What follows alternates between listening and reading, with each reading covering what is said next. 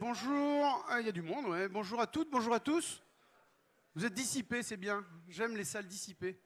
Ça prouve qu'on va pouvoir se parler tout au long de la journée. On va pouvoir se parler de chaleur renouvelable, évidemment, et plus particulièrement de chaleur solaire, évidemment.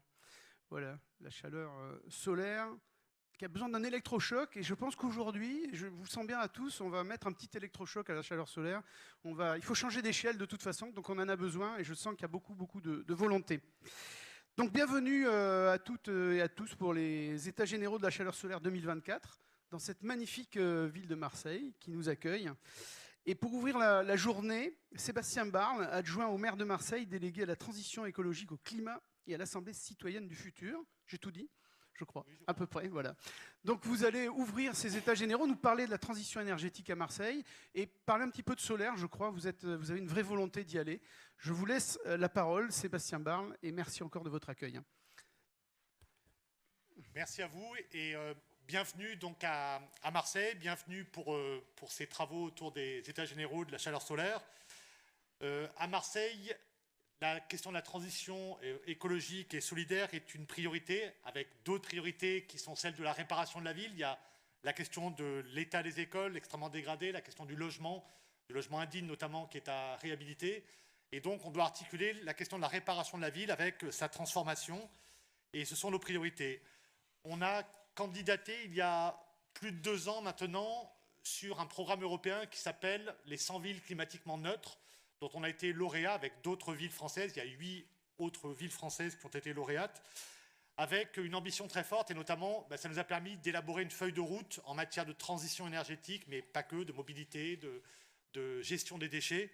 Et on a travaillé effectivement avec le monde scientifique, avec le monde économique, avec le monde associatif sur cette feuille de route, ce contrat de ville climatique qui a défini de grands objectifs. Le premier étant de réduire nos gaz à effet de serre de 50% à horizon 2030, donc objectif très ambitieux. L'idée, c'est également de raccorder 50 000 logements à des réseaux de chaleur, enfin de chaud, de froid, thalassothermie ou réseaux plus classiques. Et c'est également l'ambition dans ce contrat de ville climatique de rénover 30% du parc immobilier, de réaliser le plan vélo, donc 130 km de pistes cyclables, sachant qu'on part d'extrêmement loin dans ce domaine, de reconquérir également, et on a commencé à le faire avec quelques dizaines d'hectares déjà maintenant, mais de reconquérir en globalité 120 hectares de friches agricoles et de planter également 300 000 arbres sur Marseille.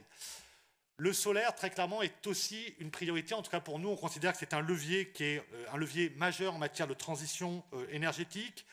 On a une installation donc, de photovoltaïque sur 60 bâtiments, 60 écoles de la ville de Marseille, d'ores et déjà.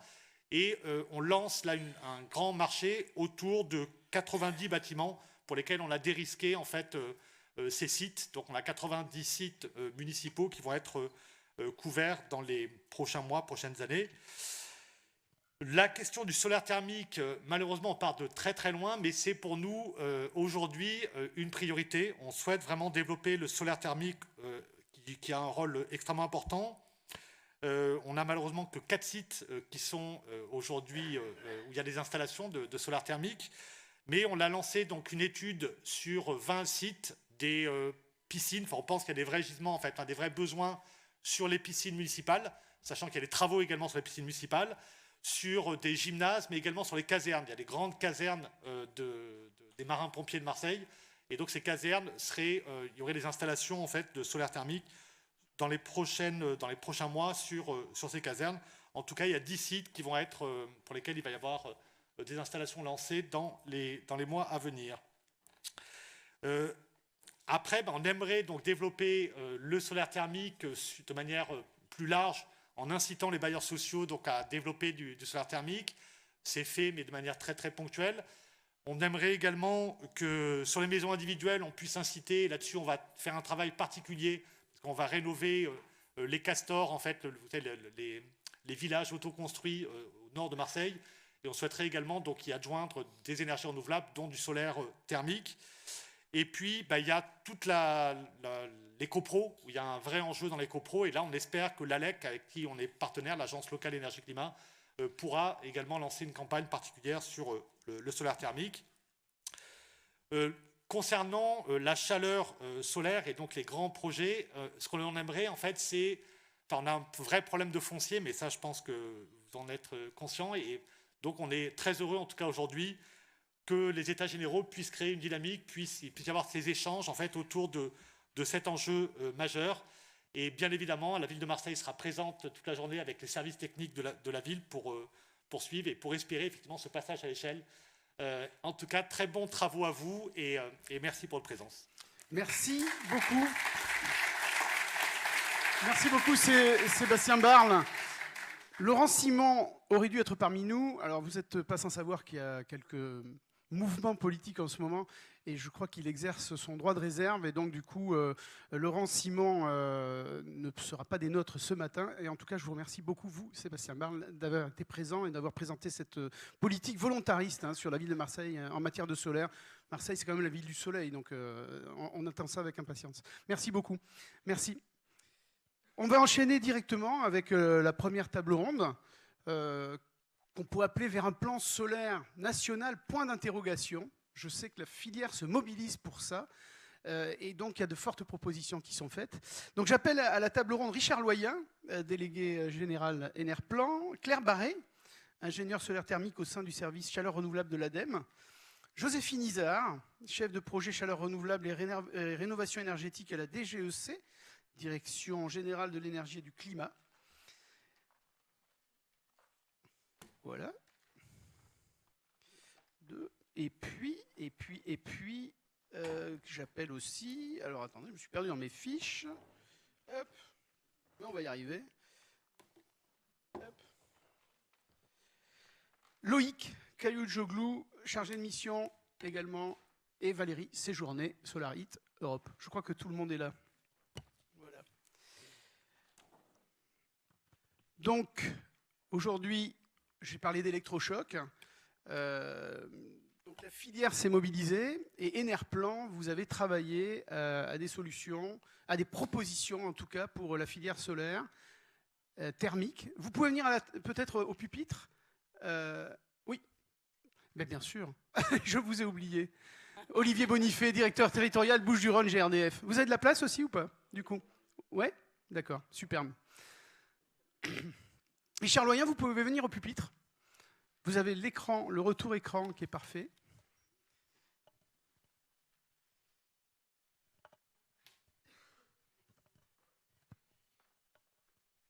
Et Olivier Bonifay, donc directeur territorial GRDF des Bouches-du-Rhône. Voilà. Merci. On vous attend sur les propositions, du coup. Oui, merci à toutes et tous d'être là à Marseille. C'est à Marseille qu'est né Enerplan en 83. C'est à l'époque pour s'occuper de la standardisation du solaire thermique. Donc, c'est la première histoire. Pour ma part, en 99, c'est là où je suis revenu pour prendre en main Enerplan, qui était requis par l'ADEME pour travailler ensemble sur le plan Helios 2005 à l'époque, avec 5 régions. Après, ça s'est étendu aux autres régions. Après, on pourra en parler, c'est un des freins. Le solaire thermique a un peu été éclipsé par l'électricité solaire. Aujourd'hui, c'est souvent devenu synonyme quand on parle de solaire, et c'est l'électricité qui nous vient en tête, alors que la chaleur solaire, elle est produite avec du solaire thermique, ça fonctionne bien. Et c'est là encore Marseille où on revient pour vous dévoiler J'ai du Larsen, la régie. C'est là où on revient pour vous dévoiler nos mesures. Alors pourquoi en fait on vous propose un plan pour le solaire thermique, des propositions pour nourrir un plan? C'est qu'on est requis. Aujourd'hui, il y a le schéma national bas carbone pour décarboner la France d'ici 2050. On a des points de passage. L'électricité renouvelable et décarbonée va y jouer un rôle, mais on a besoin de beaucoup de chaleur renouvelable, parce qu'aujourd'hui, près de la moitié de notre consommation d'énergie, c'est pour de la chaleur et c'est fossile. Et pour ça, la chaleur renouvelable est mobilisable. Et on a un souci de pouvoir boucler, comme on dit, l'ensemble des ressources disponibles. Et la biomasse n'y suffira pas. Donc on a aussi besoin de géothermie, on a besoin d'énergie de récupération. Et on a besoin de chaleur solaire à hauteur de 10 TWh par an, 10 TWh de productible en 2035. Aujourd'hui, on a 1,3. Donc on a quand même une sacrée marche qui est devant nous. On a une filière industrielle qui est à la fois résiliente, Elle a vécu les hauts et les bas, mais elle est restée innovante, entre guillemets. Il y a des nouveaux produits qui arrivent. Je pense qu'il y a encore des choses qui sont devant nous. J'entends des choses sur la concentration qui se développent aussi, des grands capteurs. Enfin voilà. On a un solaire thermique qui a bien évolué. Aujourd'hui, on en parlera sur les propositions telles qu'elles sont préparées. Globalement, on fait de la chaleur solaire de 40 à 400 degrés, avec des technologies parfaitement maîtrisées, qui le plus souvent intègrent du stockage. Ce qu'on ne dit pas quand on parle d'électricité solaire, c'est que c'est vendu sans la batterie. Toutes nos solutions sont faites avec du stockage, aujourd'hui d'un stockage de quelques jours, et peut-être demain de stockage de quelques mois, avec du stockage intersaisonnier qui nous permettrait de passer, entre guillemets, de changer de paradigme complètement. Et l'abondance estivale, on pourrait l'utiliser de l'automne au printemps. Donc ça, c'est des choses qui sont devant nous, loin d'être extraterrestres, entre guillemets, avec des technologies appropriées, plutôt low-tech. Donc c'est pour ça qu'on pense que c'est accessible aujourd'hui et que ces 10 TWh, ça ne sera pas simple, mais on doit pouvoir y arriver.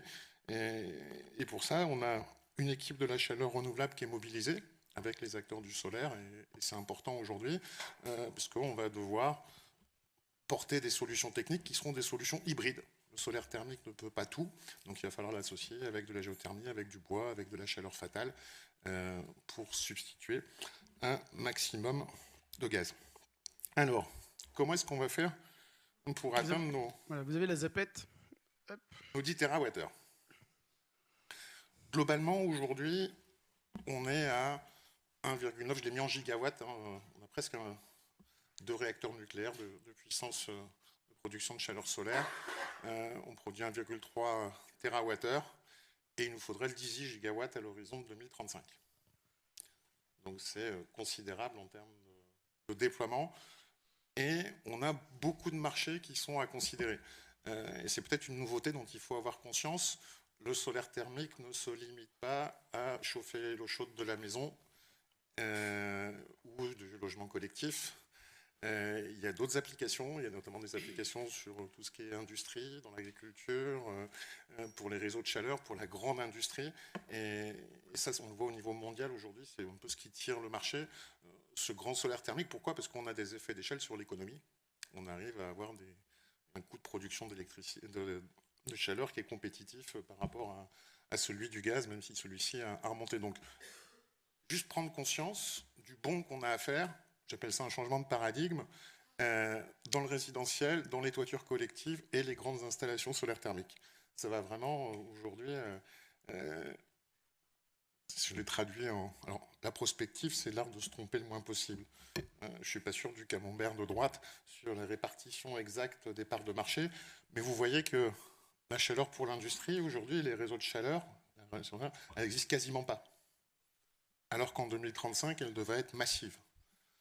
Et on a tous les solaires à considérer, y compris l'autre petit nouveau, entre guillemets, qui est le PVT et les capteurs, entre guillemets, qui vont se lier avec des pompes à chaleur. Aujourd'hui, quand je dis on va de 40 à 400 degrés, on a une hybridation des solutions techniques.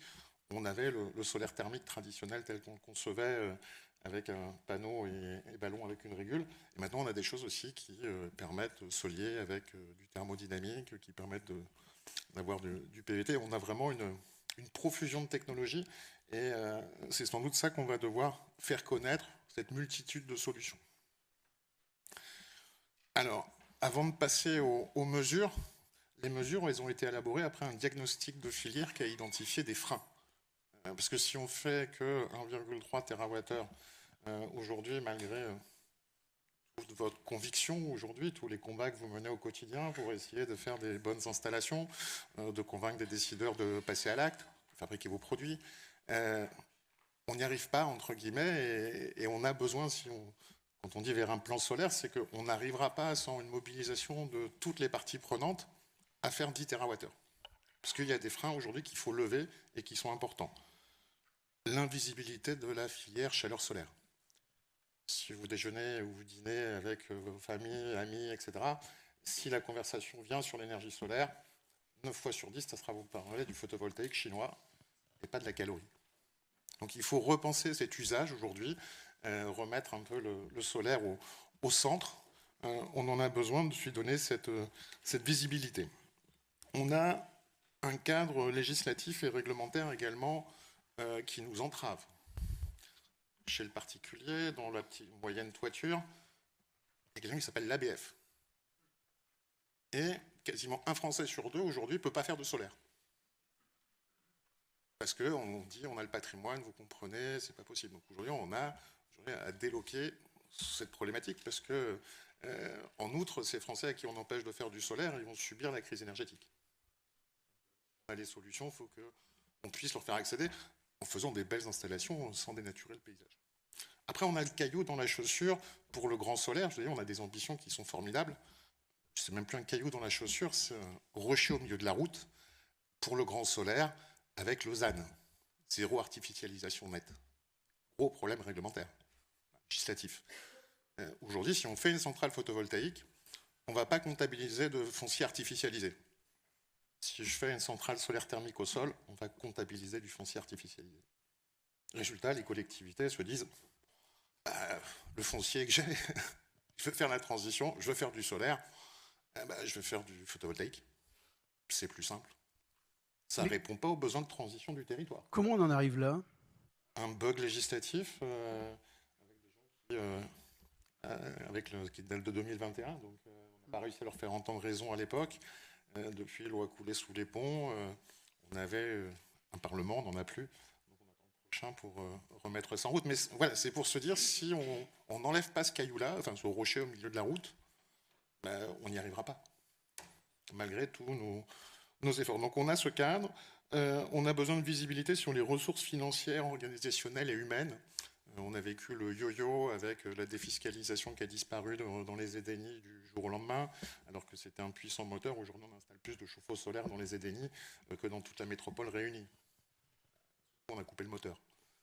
C'est dommage pour les industriels. On a vécu la réforme de MaPrimeRénov', où d'un seul coup, le monogeste avait disparu. Comme si, finalement, le chauffe-eau solaire, aujourd'hui, on n'avait plus le droit de le mettre, même si on n'était pas suffisamment bien isolé. Donc, on a mis du temps, etc. Mais trou d'air jusqu'en mai, autant dire qu'on a un semestre qui n'est pas bon, et que, globalement, on aura un marché 2024, aujourd'hui, qui ne galope pas, loin s'en faut. Donc, on a ces soucis. On a besoin également de ressources humaines. Au niveau des animateurs de la chaleur renouvelable, dans les délégations, dans les DREAL aujourd'hui, pour porter nos sujets sur la chaleur solaire. Et également de la visibilité sur les mécanismes de soutien, aujourd'hui au niveau du fonds chaleur notamment.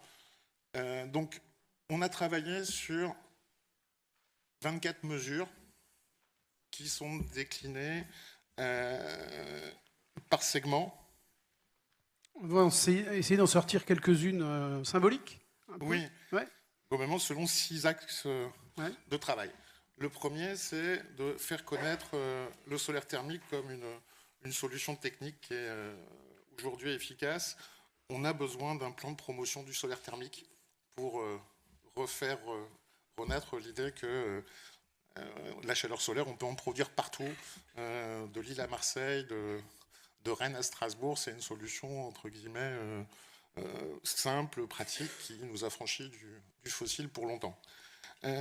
On a besoin d'assurer l'opérationnalisation de l'ENR choix. C'est très bien que l'ADEME s'est dit aujourd'hui dans l'évolution de mes critères du fonds de chaleur, est-ce que je peux éviter de brûler de la biomasse pour plutôt faire ou moins de biomasse si je fais du solaire thermique avec de la biomasse, est-ce que je peux faire de la géothermie avec du solaire. Mais voilà, aujourd'hui, comment ça se passe sur le terrain, qui étudie, selon quel cahier des charges. A priori, il y a un cahier des charges peut-être type qui va sortir. J'ai vu qu'il y a une réunion qui se montait pour y travailler, mais on a besoin d'opérationnaliser ça pour pouvoir monter en puissance. On a besoin de faire de la chaleur solaire une priorité nationale. Comme je disais, c'est une ressource qui est abondante. Je ne sais pas s'il y a la mode, mais autochtone. Ils l'entendent tous les jours, partout. Donc voilà, on peut la récolter aujourd'hui. On a besoin de moyens humains au niveau des pouvoirs publics pour le développement du solaire. On a besoin que d'autres technologies solaires soient éligibles à MaPrimeRénov'. Aujourd'hui, c'est assez restreint. On a besoin de faire monter en compétences notre filière. Donc, ça veut dire qu'on a besoin d'un plan de formation et compétences à tous les niveaux, hein, bureau d'études prescripteurs, installateurs, mainteneurs. Voilà, on a besoin d'engager des plans sectoriels de décarbonation. Aujourd'hui, c'est vrai, on pourrait y réfléchir au niveau territorial, mais il faut que, au niveau de la santé, au niveau de la pénitentiaire, au niveau du secteur agricole, au niveau de certains secteurs industriels, on se dise, c'est quoi mon besoin de chaleur? Et finalement, est-ce que le solaire est approprié? Oui, non. Sur quel site? Et avancer de ce point de vue-là. Le tourisme aussi? Le tourisme, bien évidemment. Évidemment, hein. Hôtellerie compris, de plein air ou en dur. Et enfin, on aimerait traiter au niveau du crédit d'impôt de la même façon qu'est traité le photovoltaïque.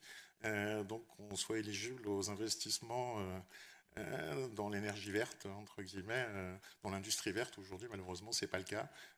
J'espère que ça pourra l'être, là aussi, pour donner de la visibilité aux industriels. Et après, on a des propositions qui vont se décliner par segment. Sur le résidentiel, on a absolument besoin de... Alors, si on n'arrive pas à faire évoluer la loi vis-à-vis des ABF, qu'on travaille avec le ministère de l'Agriculture sur des règles de prescription, de mise en œuvre. Il y a des guides qui ont été faits sur le photovoltaïque, il faut s'en préoccuper pour le thermique, pour qu'on ne se dise pas, dans cette zone-là, on s'interdit de faire du solaire, parce que finalement, on peut en faire. Mais ça soit fait avec... bien fait, mais voilà, et qu'on n'ait pas d'exigence en termes de couleur trop... On ne fera pas des capteurs solaires rouges côté thermique, mais pourquoi pas. On a besoin d'avoir de la visibilité sur MaPrimeRénov', qu'on ne revive pas l'année prochaine et l'année après le cauchemar qu'on a vécu en 2024. Ça paraît essentiel. On a des travaux pour actualiser les référentiels de formation Calisol, aujourd'hui pour qu'ils puissent intégrer CaliPV et Calipac, pour qu'ils puissent intégrer toutes nos innovations, peut-être de revoir comment est-ce qu'on accède à... notamment quand on fait du SCC, est-ce qu'il faut avant passer par la formation chauffe-eau solaire? Enfin, c'est des points de détail pour vous, mais pas pour le quotidien des installateurs.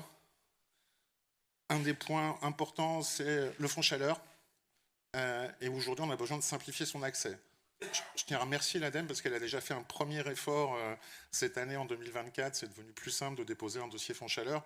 Néanmoins, on pense qu'on est encore un peu sous le pied et en termes d'automatisation, de processus, entre guillemets, d'avoir une plateforme où ça soit plus simple de déposer son dossier, plus simple à instruire de l'autre côté, et puis, voilà, que ça soit, tout ça soit plus fluide parce qu'on a besoin, le changement de paradigme, c'est le changement d'échelle. Et le nombre de dossiers à traiter aujourd'hui, il va être exponentiel. Si on suit bien la trajectoire de croissance qu'on s'est fixée comme objectif, qui est un objectif qui nous lie tous. Et en termes de moyens, le fonds chaleur est au rendez-vous? Le terme de moyens, il faut que le fonds chaleur suive l'ambition de la PPE. Donc, l'IMA qui monte 1 milliard, puis après 1,4 milliard. Au niveau du grand solaire, on a besoin aussi d'avoir de la visibilité. Parce que le grand solaire, ça se développe sur 2, 3, 4 ans un projet. Donc il ne s'agit pas de prévoir qu'on développe un projet, et puis quand on arrive au bout de 2 ou 3 ans, on se dit « Ah ben, il n'y a plus de sous ». Parce que tous les efforts qu'on a faits. Donc cette visibilité, elle est essentielle aujourd'hui, à la fois pour les collectivités et les opérateurs qui font du grand solaire. Pour revenir sur le solaire thermique des moyennes toitures, on a absolument besoin de renforcer les moyens dédiés aux animateurs de chaleur renouvelable. C'est indispensable aujourd'hui. Alors, on a beaucoup d'animateurs bois énergie. Ils sont un peu convertis à la géothermie. Mais aujourd'hui, on a encore peu maîtrise le solaire thermique. Donc, on a besoin qu'ils soient plus nombreux et plus compétents à porter cette force de prescription au niveau de la chaleur solaire. Et on a également à faire monter l'offre de solaire thermique pour ces moyens consommateurs en serviciel. Aujourd'hui, est-ce que tous les clients ont besoin d'acheter ou préfinancer 10 ou 12 ans de facture de gaz? Est-ce qu'on ne pourrait pas leur mettre à disposition un générateur de chaleur solaire et que sa facture de gaz, il la paye en facture solaire? Entre guillemets, il y a vraisemblablement sur ce segment de quelques dizaines à centaines de kilowatts d'installation. C'est quelque part où on pourrait porter du tiers investissement. Ce n'est pas là où aujourd'hui, avec le grand solaire thermique, là où il y a une offre de tiers investissement, ça coûte un peu trop cher d'ouvrir ce type de dossier, il faut pouvoir en accumuler. Mais peut-être qu'avec des SEM, des sociétés publiques locales, des coopératives citoyennes, il y a moyen aujourd'hui de développer cette offre qui n'existe pas. Donc tout ce qu'on pourra faire en plus pour porter une offre, et une offre qui se garantit dans le temps en termes de performance. Je vois Monsieur Solaire au fond de la salle, c'est pas lui qui me contredira. Sur le grand solaire, j'ai insisté dans mon introduction, mais Lausanne, et point de salut, au-delà. Donc on a vraiment besoin aujourd'hui qui nous permettra pour après massifier. On a besoin de simplifier les démarches d'instruction également. Mais voilà, pour ça, il faut avant enlever le rocher au milieu de la route qui nous bouche l'horizon. On a, entre guillemets, avoir une réflexion avec les collectivités de réserver du foncier. Aujourd'hui, là où je vais créer un réseau de chaleur, là où j'ai une zone industrielle qui consomme de la chaleur, si j'ai du foncier disponible, le réserver pour une centrale de production de chaleur en plein air qui va produire pour les 30 ou 40 prochaines années sans importer de gaz, c'est quelque chose qui est simple à faire, entre guillemets, mais voilà, c'est en attendant qu'on puisse faire évoluer les règles sur le législatif pour régler ce problème de ZAD. On propose de la forfaitisation également pour ces grandes installations, pour faciliter le montage de projets. Donc voilà aujourd'hui un peu les grands traits. Je vous ai pas fait presque la liste exhaustive des 24, mais pas tout à fait. Je n'ai pas parlé en dernier. J'imagine qu'il y aura des documents en ligne et on pourra voir la liste exhaustive du couplage technologique sur lequel on a travaillé avec la géothermie, avec le bois, avec le stockage également. On a quelque chose qui est devant nous, ce qu'est le stockage intersaisonnier. Donc aujourd'hui, on peut le faire avec de la géothermie, mais il y a des évolutions au niveau de la législation pour les régimes qui sont soumis à autorisation pour pouvoir avoir des choses un peu plus puissantes. Peut-être aussi investiguer le stockage en fosse, qui nous paraît être une solution low-tech assez pertinente aujourd'hui à déployer. Donc voilà au niveau des propositions. Et je vous ai fait un petit slide en synthèse sur les propositions phares un peu qu'on a par secteur pour conclure. Ce droit au solaire, on doit y travailler, et ça doit être une vraie réflexion au niveau des collectivités de ce qu'on autorise et où et comment, avec les ABF. Notre visibilité sur ma prime Rénov, qui est indispensable aujourd'hui pour l'ensemble de la filière, à la fois industriel et installateur, et emploi et compétences, indispensable pour assurer, si on doit installer 5 ou 6 fois plus de chauffage solaire demain, il nous faut 5 à 6 fois plus d'installateurs. Pour la faire courte, aujourd'hui, on a à peu près 2000 installateurs, une centaine de bureaux d'études, et voilà, une filière qui n'est pas si grande que ça et qu'il faut faire grandir avec beaucoup plus de prescripteurs et d'installateurs. Sur les moyennes toitures indispensables Excusez-moi Richard Loyen, comparaison n'est pas raison, mais vous parlez de 2000 installateurs. Pour le photovoltaïque, par exemple, il y en a combien? Vous savez le chiffre? Je ne sais plus, 5 ou 6 000, mais il y a Jeanne dans la salle, elle pourra le confirmer. C'est en tout cas une autre échelle déjà, quoi, très largement. Faire un x2, faire un x3. Alors, on a plus d'installateurs, mais aujourd'hui, on a un déficit d'installateurs en solaire thermique collectif. Il y en a 16 aujourd'hui, dernier, je ne sais pas, peut-être qu'il y en a 18, mais on n'est pas à l'échelle aujourd'hui. Il nous faudrait 2-3 installateurs de solaire thermique collectif par département. Et il y en a 15 en France aujourd'hui. 15 ou 16, 18. 23, peu importe, mais on n'est pas à l'échelle. Donc on a vraiment aujourd'hui cette montée en compétence globale de la filière est indispensable. La simplification du fonds chaleur, j'en ai parlé, les moyens dédiés aux animateurs de chaleur renouvelable et inclure tous les solaires dans le fonds chaleur. Aujourd'hui, il y en a encore qui sont à la porte du fonds chaleur et il faut qu'on puisse déployer plus de solutions hybrides. Et sur le grand solaire, aujourd'hui, des mesures sur le foncier qui sont indispensables, de la visibilité financière pour la filière et également simplifier avec la forfaitisation des aides mètres carrés. Donc voilà, on doit assumer un changement d'échelle, c'est devant nous, c'est exaltant. La période est compliquée néanmoins, mais il y a un chemin. Donc les professionnels ont fait leurs propositions quelque part, ils ont fait leur devoir. C'était légitime aujourd'hui qu'on ait ce diagnostic et proposition. Et j'espère qu'on va pouvoir travailler avec les pouvoirs publics, l'État et les régions, les territoires. Et la ville de Marseille, on le voit, les métropoles et les villes, par exemple, ça se déploie à toutes les échelles pour pouvoir, entre guillemets, porter haut la chaleur solaire. On avait Montpellier, la métropole de Montpellier, qui a adopté un plan solaire. Absolument. Il n'y avait que du photovoltaïque. On portait des mesures sur le thermique. Il y a la ville de Bordeaux qui porte un plan solaire qu'avec du photovoltaïque. Donc Aujourd'hui, on a ce travail, entre guillemets, à faire avec les collectivités, de leur dire, vous avez oublié une partie de la chaleur, du solaire, c'est la chaleur. Et comment est-ce que vous pouvez faire? Les plans sectoriels, c'est adapté chez vous, convoquer l'ensemble des hôtels, des campings, quelle industrie j'ai sur mon territoire, est-ce qu'elle consomme de la chaleur? On a cette planification qui n'est pas de la planification de tableur Excel, qui est de la vraie planification dans le dur, sur le territoire, qui consomme de la chaleur, combien, et est-ce que le solaire peut pourvoir à une partie de ce besoin en mobilisant du stockage et d'autres solutions techniques pour qu'on arrive à une ville décarbonée et des territoires qui soient décarbonés. Donc, merci de votre attention. Merci beaucoup, on peut vous applaudir, Richard Loyen. Merci pour ces propositions.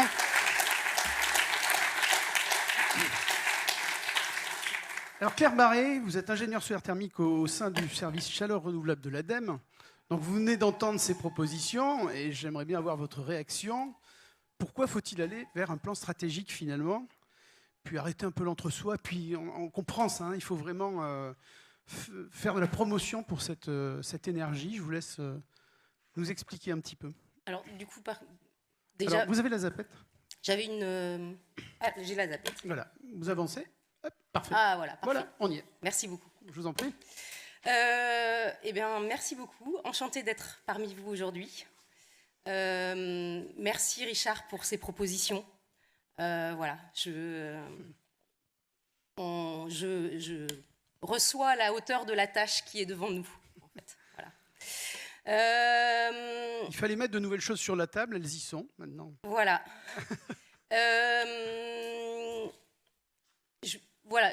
Pour poser le contexte, je voulais juste représenter quelques chiffres. C'est les mêmes chiffres que ce que Richard vient de vous présenter.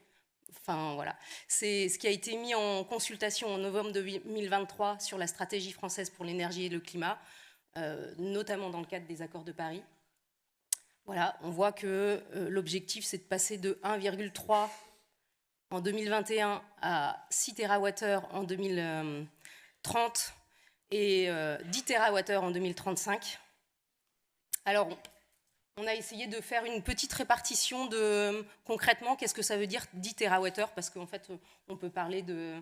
Enfin, moi, en tout cas, 10 TWh, comme ça ne me parle pas, en fait. Voilà. Donc, 10 TWh, comment on pourrait faire pour y arriver? Il faudrait multiplier par 3 le résidentiel individuel, donc ce qu'on installe chez les particuliers.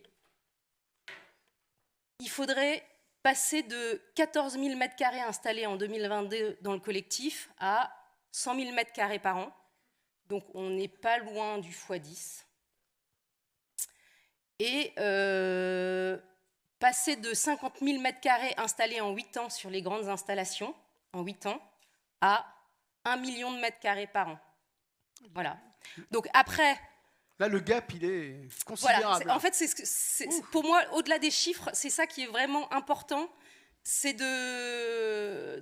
Voilà, après, ça peut permuter de l'un vers l'autre. Voilà, ce n'est pas des chiffres qui sont inscrits dans le marbre. Mais en tout cas, ce qui est certain, c'est qu'on n'y arrivera pas si on ne change pas la donne. On vous donnera la parole tout à l'heure. J'entends ça, il y a un petit brouhaha. On vous donnera la parole, c'est promis.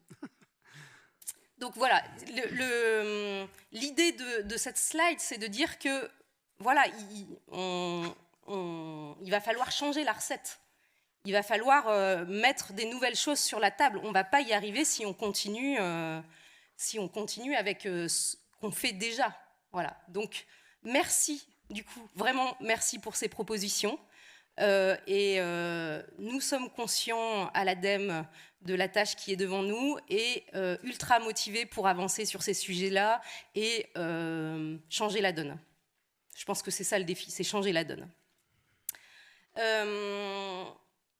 Alors du coup, bon, aujourd'hui, voilà, on sait qu'il faut changer la donne. Comment on y arrive? Quels sont, de notre point de vue, les grands axes? Et là, je vais aussi revenir sur un certain nombre de points qui ont déjà été cités, hein, mais du coup, ça tombe quand même plutôt bien. Pour moi, le premier point, le point essentiel, celui sans lequel on n'y arrivera pas, c'est la communication, la mobilisation. Avant de venir à l'ADEME au siège à Angers, j'étais en direction régionale Bretagne J'ai organisé l'année dernière pour des chargés de mission chaleur renouvelable une journée de sensibilisation sur le solaire sur réseau de chaleur. Et puis, comme il restait de la place, j'ai invité des gestionnaires de réseau de grandes métropoles, Rennes, Lorient, Brest, Quimper, voilà, des gens qui avaient dans leur carton des schémas directeurs, des projets de réseau de chaleur. Et savez-vous que lors de l'introduction, une des personnes des collectivités est intervenue en posant la question, mais je ne comprends pas, on parle de réseau de chaleur, pourquoi vous nous parlez d'électricité ? Ça pique. Voilà. Ouais. Et là, on se dit que la tâche est vraiment immense et qu'il faut changer d'échelle. Voilà. Parce que ces prescripteurs, ces gens qui décident de comment on fait le réseau de chaleur, ne connaissent pas le solaire thermique. Donc là, voilà, la tâche est immense et je pense qu'il reste encore dans nos collectivités des gens qui ne connaissent pas le solaire thermique. Donc là, c'est un exemple à l'échelle des prescripteurs, mais clairement, on pourrait avoir le même genre d'exemple à tout niveau. Voilà, donc aujourd'hui, le premier point, celui sans lequel on n'y arrivera pas, c'est vraiment la communication, la mobilisation, sensibiliser, faire connaître la thématique. Deuxième point, qui pour moi me paraît très très important, c'est la compétitivité des installations. Aujourd'hui, on est sur une solution qui, d'un point de vue économique, ne trouve pas sa place. Et là, j'entends un grand silence. Je vois que les gens sont un peu stressés par ce que je dis. Mais en fait, je pense qu'il y a aussi des perspectives sur ces sujets-là.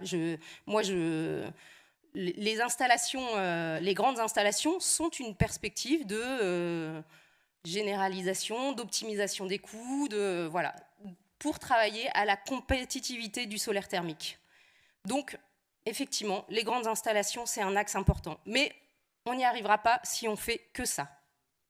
Voilà, donc il faut travailler aussi à la compétitivité des installations, quelle que soit l'échelle, chez le particulier, dans le collectif et sur les grandes installations.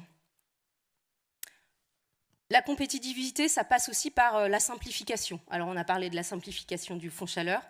Ma porte est ouverte. Donc, voilà, tout à fait disponible pour en discuter.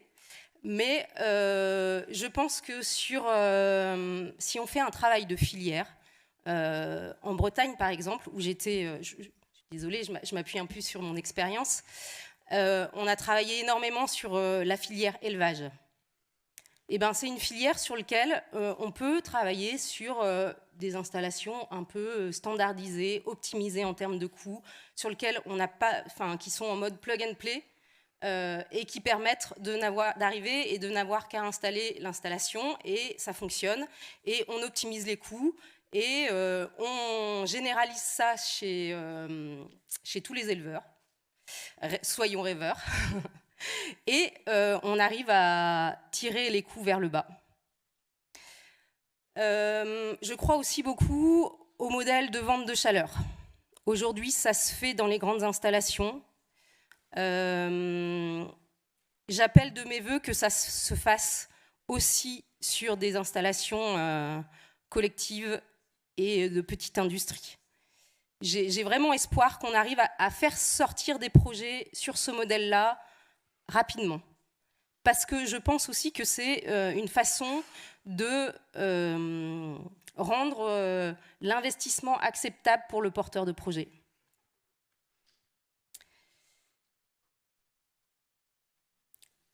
Point suivant, Oui. Troisième point donc, on a une difficulté sur l'emploi et les compétences en fait. Aujourd'hui, il y a des projets qui ne sortent pas parce qu'on ne trouve pas d'installateurs qui acceptent de faire le projet. Moi, j'ai connu des consultations qui étaient infructueuses reconduite, toujours infructueuse, et pour lequel on abandonne le projet. Voilà, donc si on veut relever les défis qui sont devant nous, il va vraiment falloir travailler sur ces sujets-là. Aujourd'hui, on est à peu près à 3000 emplois directs et indirects sur le solaire thermique. Il faut vraiment que ça se démultiplie.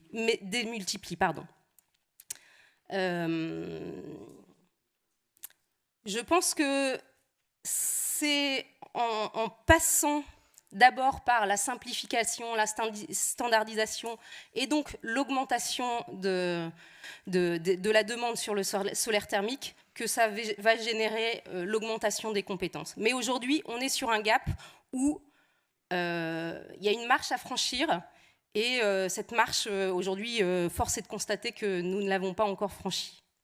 Mais je nous fais confiance pour la franchir ensemble. On accélère sur les derniers points. Dernier point, la décarbonation et justement l'aspect multi-ENR. Aujourd'hui, on sait que la chaleur est une part importante de l'énergie consommée en France, malgré ce qu'on cherche à nous faire croire. La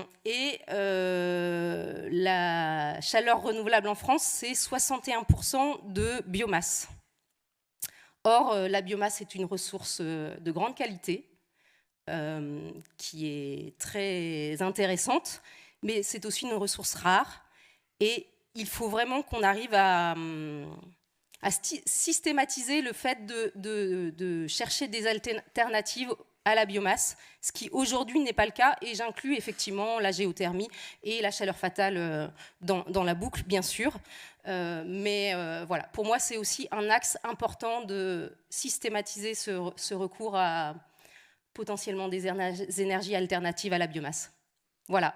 Parfait. Eh bien, écoutez, on peut vous applaudir. Claire, merci beaucoup. Ouais, donc, en 3 mots, promotion, communication, décarbonation, formation, il y a du boulot.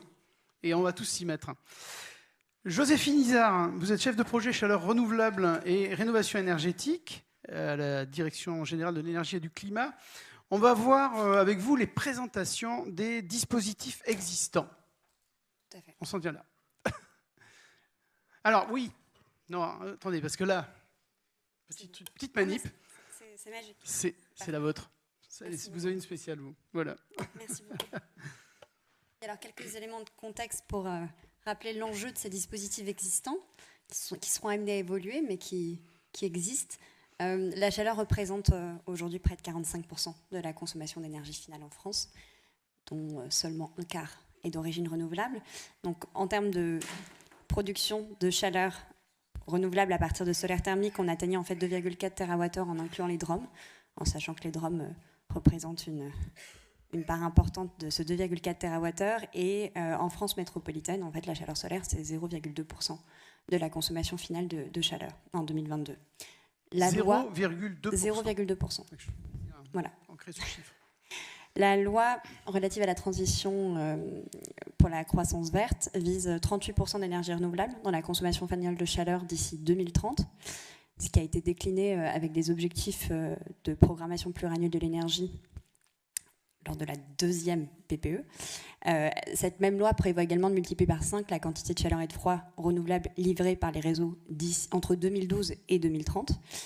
Et la consultation publique sur la future programmation pluriannuelle de l'énergie, la PPE3, qui a été menée en novembre 2023, proposait une réduction de 30% de la consommation énergétique entre 2012 et 2030 et une accélération du développement de la chaleur renouvelable pour atteindre plus de 250 TWh en 2030 et de la chaleur de récupération, 20 TWh en 2030.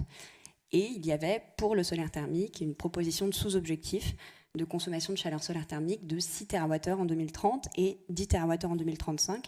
Et comme ça a pu être rappelé par M. Loyen, sur les 10 TWh en 2035, en ordre de grandeur, il y a bien 5 à 6 TWh qui concerneraient des grandes installations solaires thermiques, des gistes.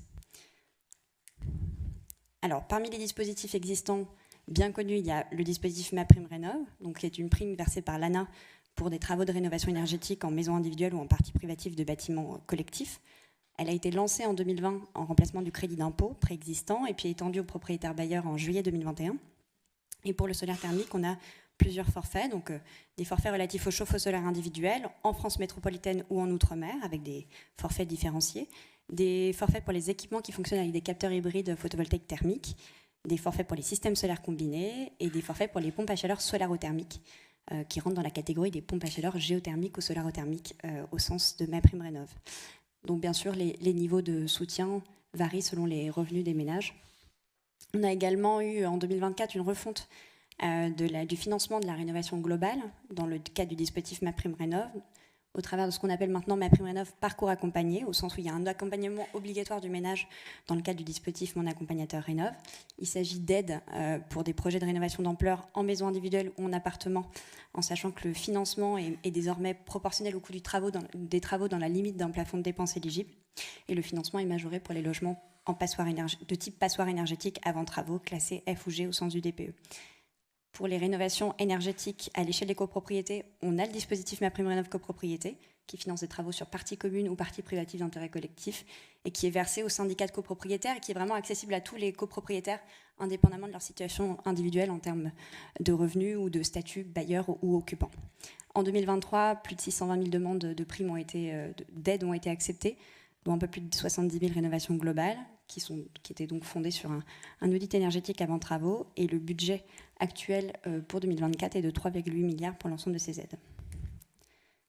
Le deuxième gros pilier, c'est celui des certificats d'économie d'énergie, puisque au travers de ce dispositif, les fournisseurs sont tenus d'encourager les consommateurs à réaliser des économies d'énergie dans les secteurs résidentiels, tertiaires, industriels, agricoles et le secteur des transports. Ça se traduit par des fiches d'opération standardisées qui peuvent être mobilisées dans le secteur individuel, dans le secteur collectif, dans le secteur tertiaire, en métropole ou en outre-mer selon les fiches. Et puis ça se traduit également par une bonification du soutien dans le cadre du coup de pouce chauffage pour le remplacement d'une chaudière individuelle charbon, fioul ou gaz par un système solaire combiné, avec un montant minimal de prime de 5 000 € indépendamment des revenus. Parmi les autres dispositifs de soutien, il faut citer l'éco-prêt à taux zéro, qui finance des travaux de rénovation, qui est un prêt à taux zéro pour des travaux de rénovation énergétique, qui peut être un prêt individuel ou un prêt collectif sollicité par le syndicat des copropriétaires pour des travaux sur partie commune et sur partie privative d'intérêt collectif. Et puis parmi les autres dispositifs de soutien, on peut également citer les fonds qui sont alloués au développement de procédés industriels bas carbone dans le cadre des aides France 2030. Quand vous entendez simplification, On entend bien et on passe au fonds chaleur puisque c'est le principal du dispositif de soutien dans le résidentiel collectif, dans le tertiaire, dans l'industrie et à destination des collectivités locales. Donc le fonds chaleur, il a été créé en 2009 pour soutenir justement le développement de la production de chaleur renouvelable et de récupération et des réseaux de chaleur liés à ces installations. Ça concerne la géothermie, ça concerne effectivement la biomasse, mais ça n'oublie pas le solaire thermique. On a eu plus de 8500 installations soutenues depuis 2009, qui représentent environ 45 TWh par an de production additionnelle ENR et de récupération. Ça s'est traduit par près de 14 milliards d'investissements pour un montant de 3,9 milliards d'aides. Et en 2023, on a comme ça eu 1400 projets financés via un peu plus de 530 millions d'aides à l'investissement, avec notamment une consommation de l'ordre de 22 millions d'euros pour les projets solaires thermiques. Le budget 2024 a été rehaussé à 820 millions d'euros. Richard Loyen parlait de dépasser le milliard assez rapidement. J'entends. En tout cas, la trajectoire depuis plusieurs années est à la hausse pour justement continuer à soutenir de nouvelles technologies et augmenter le vivier de projets sur les technologies existantes. On a 3 manifestations du Fonds Chaleur. Premièrement, c'est un dispositif d'aide régionale dont les critères sont fixés par des fiches relatives aux conditions de financement. On a des contrats chaleur renouvelables patrimoniaux et territoriaux. Et on a des appels à projets nationaux, dont l'appel à projets GIST, grandes installations solaires thermiques, qui s'adressent aux opérations dédiées donc en réseau de chaleur dans les secteurs résidentiels, tertiaires, industriels, agroalimentaires, aux opérations qui sont couplées à des réseaux de chaleur, à des systèmes solaires combinés avec capteurs vitrés et à des pompes à chaleur solaire pour la production d'ECS. Et la prochaine date limite de candidature est fixée au 15 septembre 2024. Voilà, mais il y en a en ordre de grandeur 2 par an. Voilà. Et alors, du coup, on a eu des propositions pour un plan national solaire. Ça a été évoqué, je crois, on a préparé l'interview ensemble, par la DGEC en 2023, cette possibilité d'un plan. Ça faisait partie des éléments qui étaient soumis à consultation publique en novembre 2023 et qui étaient rattachés à l'atteinte des objectifs de 6 TWh en 2030 et 10 TWh en 2035. D'accord. Donc ces propositions, Richard Loyen, ont des chances d'aboutir sur un plan. En tout cas, c'est dans l'air du temps et c'était déjà évoqué à la DGEC. Et on remercie la filière parce qu'on pense que cet effort de structuration qui passe par la filière est très important. Et on sera à la disposition de la filière pour y travailler dans les semaines et mois à venir. D'accord. Merci beaucoup, Merci Joséphine Izard, qui intervient aussi dans un contexte un peu compliqué. Voilà, merci beaucoup. On va aller sur le terrain avec Loïc Kaloudjoglou, chargé de mission solaire thermique Atlanson. Vous allez nous présenter Atlanson, déjà un petit peu une association très dynamique, et puis voir avec vous un petit peu au jour le jour, au quotidien. On a eu déjà avec Claire quelques notions de quelqu'un qui ne savait pas ce que c'était que la chaleur solaire, qui était bloqué sur l'électricité pour le solaire. Et on va voir avec vous, vous avez fait un énorme travail autour d'animateurs, justement, en région et sur le terrain. Je vous laisse la parole, Loïc. Merci beaucoup. Ouais, merci et bonjour à tous. Donc, effectivement, Atlanson, on est une association qui représente les acteurs de la filière solaire dans le Grand Ouest. On couvre 2 régions, Bretagne et Pays de la Loire. Et aujourd'hui, on représente tout un panel de structures qui sont actifs autour du solaire, donc solaire photovoltaïque et solaire thermique.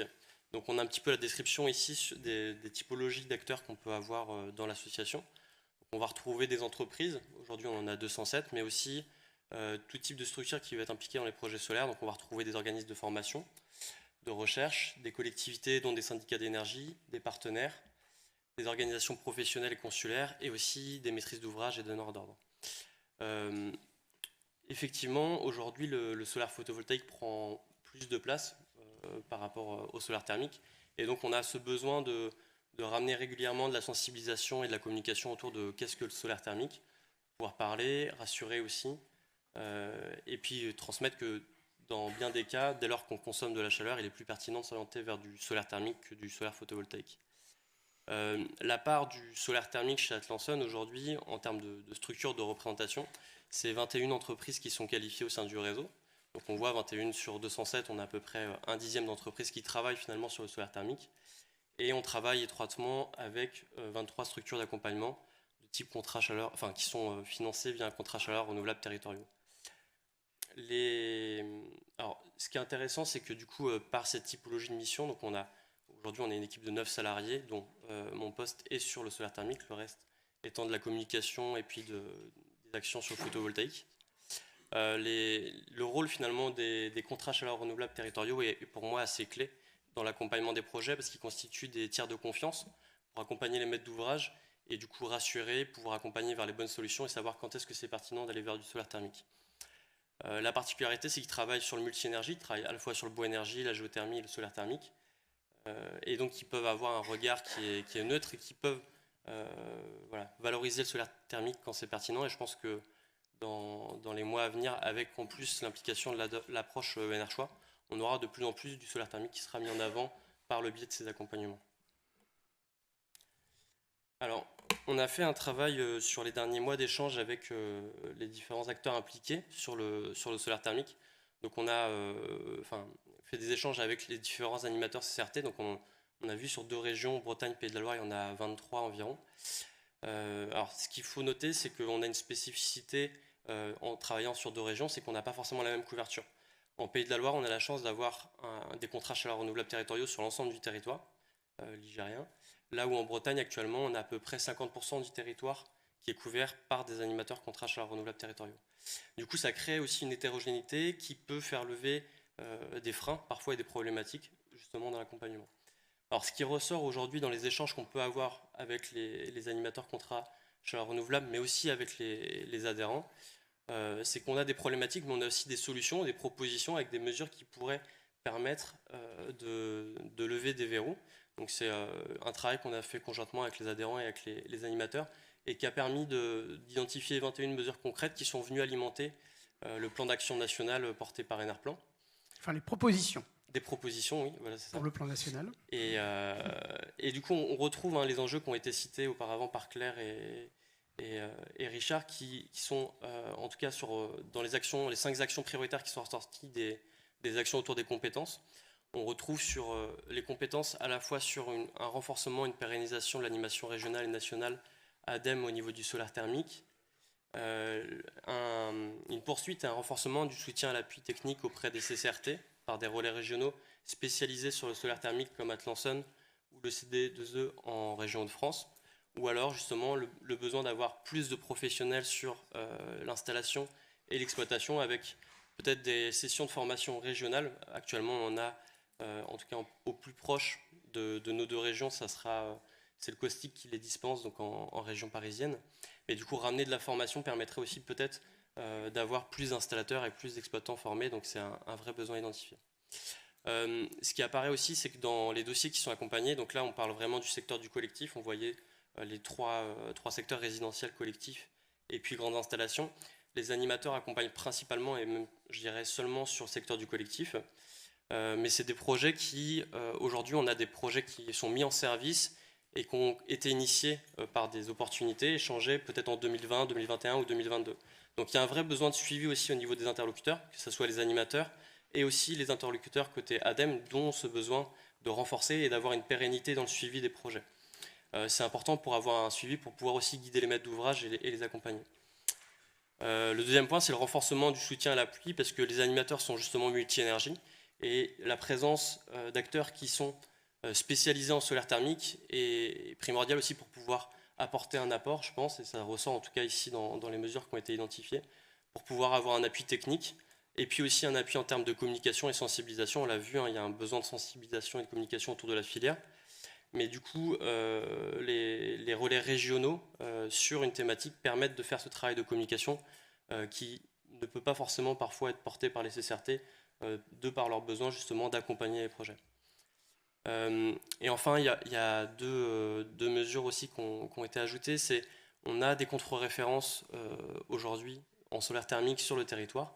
Sur 500 installations qui ont été référencées par Atlanson, on en a environ 10% qui ont aujourd'hui été qualifiés sur le secteur du collectif en dysfonctionnement, ou alors qui ne fonctionnent pas correctement. Donc il y a besoin aussi, pour pouvoir communiquer sur la filière, l'accompagner, réhabiliter les installations qui ne fonctionnent pas ou peu.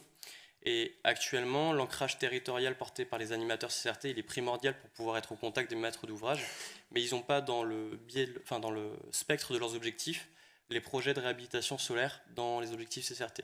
Donc par exemple, les réintégrer permettrait aussi de les impliquer, donc d'avoir un interlocuteur au plus près du territoire pour accompagner ces projets de réhabilitation. Et enfin, un dernier point, c'est que, alors effectivement, en Pied de la Loire, par exemple, il n'y aurait pas d'impact avec cette mesure-là, parce qu'on a des contrats chaleur renouvelable territoriaux qui permettent d'accompagner le financement d'installations en dessous de 25 mètres carrés.